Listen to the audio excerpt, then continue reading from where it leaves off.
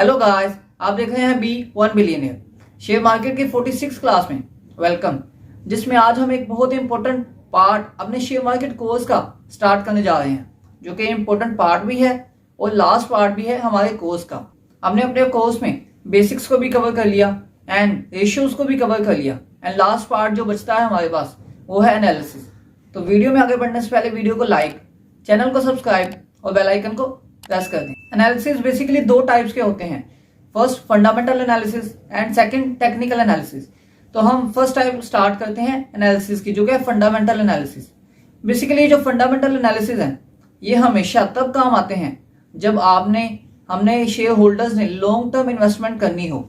जब आपने किसी मार्केट में, शेयर मार्केट में जैसे किसी कंपनी में लॉन्ग टर्म के लिए मतलब कई सालों के लिए शेयर को होल्ड रखना हो, देन ये फंडामेंटल एनालिसिस आपके काम आने वाले हैं। तो ये फंडामेंटल एनालिसिस को हम EIC सीक्वेंस के साथ करते हैं। ये EIC सीक्वेंस मीन E से economy, I industry and C company.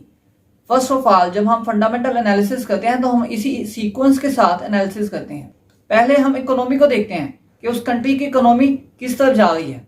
Then economy के अकॉर्डिंग हम सेक्टर को देखते हैं, मेन इंडस्ट्री को देखते हैं कि वो किस तरफ जा रहा है। और नेक्स्ट जो कंपनी आ जाती है, लास्ट में हम कंपनी को देखेंगे कि अगर इकोनॉमी एंड सेक्टर दोनों जो इंडस्ट्री है दोनों ही सही चल रहे हैं तो कंपनी उन इंडस्ट्री में, उस सेक्टर में कंपनीज जो हैं बहुत ज़्यादा हैं, तो आपने जिस कंपनी को चूज किया है वो किस तरफ जा रही है और उसको आपने बाकी कंपिटिटर्स के साथ भी कंपेयर करना है ताकि आपको सही कंपनी का उस इंडस्ट्री में आइडिया हो सके कि आपने कौन सी कंपनी चूज करनी है इन्वेस्टमेंट के लिए। तो ये EIC सीरीज को हम उल्टा भी स्टडी कर सकते हैं कि पहले हम कंपनी को स्टडी करें, देन इंडस्ट्री को एंड देन इकोनॉमी को।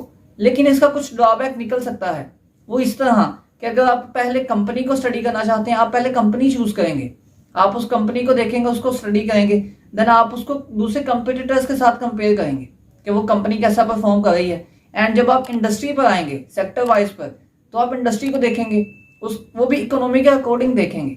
जब आप इंडस्ट्री भी अगर अच्छी चल रही है, सेक्टर भी अच्छा परफॉर्म कर रहा है, देन आप इकोनॉमी को देखेंगे।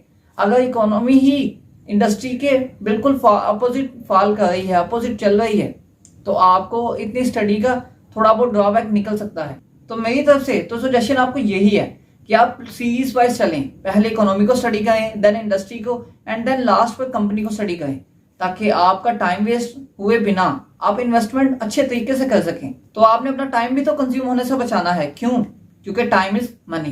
तो फंडामेंटल एनालिसिस हम लॉन्ग टर्म इन्वेस्टमेंट के लिए करते हैं, इसलिए हमें इन तीनों EIC सीरीज जो है इसका जानना बहुत ज्यादा जरूरी है। तो इकोनॉमी एनालिसिस में आप फोकस करते हैं कंट्री के इकोनॉमिकल डाटा पर, मीन कि आप GDP mean gross domestic product जो है आप उसकी रेशियोज को देखते हैं, लास्ट ईयर कितनी थी एंड बाकी चीजों को देखते हैं कि लास्ट ईयर कैसी थी एंड इन फ्यूचर ये कंट्री जो इकोनॉमी है वो जिस इंडस्ट्री को हमने सिलेक्ट किया है उसके अकॉर्डिंग अच्छी परफॉर्मेंस देने के काबिल है भी या नहीं। देन उसके बाद हम इंडस्ट्री को देखेंगे कि इंडस्ट्री बिहेवियर किस तरफ जा रहा है, इकोनॉमी के अकॉर्डिंग ही है या इकोनॉमी के खिलाफ है। एंड देन आप कंपनी को एनालाइज करें। फर्स्ट करें कि एक आपने ऑटोमोबाइल इंडस्ट्री की कंपनी को सिलेक्ट किया है, फर्स्ट ऑफ ऑल आप इकोनॉमी को देखें, इकोनॉमी के एनालिसिस करें कि जो ऑटोमोबाइल इंडस्ट्री है उस पर इकोनॉमी का कोई बैड इफेक्ट तो नहीं आ रहा, कहीं न्यू टैक्सेस या न्यू इनोवेशंस लाने पर कुछ न्यू चार्जेस वगैरह लगे। जिस तरह के काफ़ी कंट्रीज में, जैसे हम पाकिस्तान की एग्जांपल ले लेते हैं, डॉलर रेट इंक्रीज होने की वजह से जो रॉ मटेरियल्स हैं, जो उनके ऑटोमोबाइल के पार्ट्स थे वो बहुत ज़्यादा एक्सपेंसिव हो गए, तो उनकी प्रोडक्शन उन्होंने कुछ टाइम के लिए रोक ली थी। क्यों? क्योंकि उनके लिए ये बनाना मुमकिन ही नहीं था एक खास जो उन्होंने स्पेसिफिक अमाउंट थी उसमें, कि वो स्पेसिफिक अमाउंट में जो ऑटोमोबाइल इंडस्ट्री है वो वर्क करे, गाड़ियां बनाए और उसी ही नॉर्मल रेंज में पब्लिक को भी प्रोवाइड करे। तो आप देखें कि ऑटोमोबाइल इंडस्ट्री पर इकोनॉमी का अगर बहुत अच्छा इफेक्ट पड़ रहा है, देन आप ऑटोमोबाइल इंडस्ट्री जो सिलेक्शन हो गई है उसके बाद अब जब कंपनी सिलेक्ट करनी है तो जो कंपनी सिलेक्ट करेंगे उसको आप अपने कंपिटिटर्स जो कंपनी के होंगे उसके साथ जरूर कंपेयर करें, ताकि आपको एग्जैक्ट आइडिया हो सके, एग्जैक्ट पता चल सके कि जो कंपनी आपने चूज की है वो कहाँ पर फॉल कर रही है, उसके कंपिटिटर्स कहाँ पर हैं। तो फंडामेंटल एनालिसिस में आपका टाइम जहां सबसे ज्यादा कंज्यूम होने वाला है वो है कंपनी के analysis. Economy analysis and industry analysis में आपका टाइम थोड़ा ही कंज्यूम होगा, लेकिन 90% जो आपका टाइम होगा वो आपको कंपनी को एनालाइज करने में ही लग जाएगा। क्यों? क्योंकि आपने कंपनी की जो एनुअल रिपोर्ट है जो कि स्टेटमेंट्स पर भी मुश्तमिल होती है, mean cash flow statement, income statement, balance sheets, जो कि आपने पूरी एनालाइज करनी है, वो भी एक नहीं बल्कि 8-8, 10-10 साल की, ताकि आपको प्रॉपरली पता चल सके कि कंपनी में इन्वेस्ट करने के काबिल है भी कि नहीं। एंड आपने रेशियोज को कैलकुलेट करना है जो कि शेयर मार्केट में एक बहुत ही इंपॉर्टेंट पार्ट रखती हैं, एक बहुत ही इंपॉर्टेंट हिस्सा है इन्वेस्टमेंट का। तो ये जो फंडामेंटल एनालिसिस है ये 2 टाइप के होते हैं, एक क्वांटिटेटिव एनालिसिस, दूसरी qualitative analysis.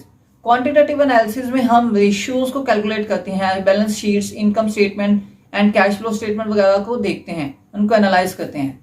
And on the other hand जो क्वालिटेटिव एनालिसिस है उसमें हम कंपनी के मैनेजमेंट एंड दूसरी चीजों को उसको क्वालिटी वाइज देखते हैं कि कैसी परफॉर्मेंस इनकी जा रही है। जिस तरह दुनिया के बड़े बड़े investors Warren Buffett, Peter lynch and बहुत सारे दूसरे इन्वेस्टर्स जो कि इस चीज पर जोर देते हैं कि अगर आपने लॉन्ग टर्म इन्वेस्टमेंट करनी है तो फंडामेंटल एनालिसिस आपके लिए एक बहुत इंपॉर्टेंट एंड बहुत नेसेसरी पार्ट है कि आपने उस पार्ट को प्ले करना ही करना है। तो ये जो सब बड़े बड़े इन्वेस्टर्स हैं इन्होंने billions of dollars long term investment से ही बनाए हैं। तो आप भी अगर अमीर बनना चाहते हैं तो उन्हीं की एडवाइजेस को देखकर, उन्हीं के वर्क को देखकर आप भी लॉन्ग टर्म इन्वेस्टमेंट स्टार्ट करें।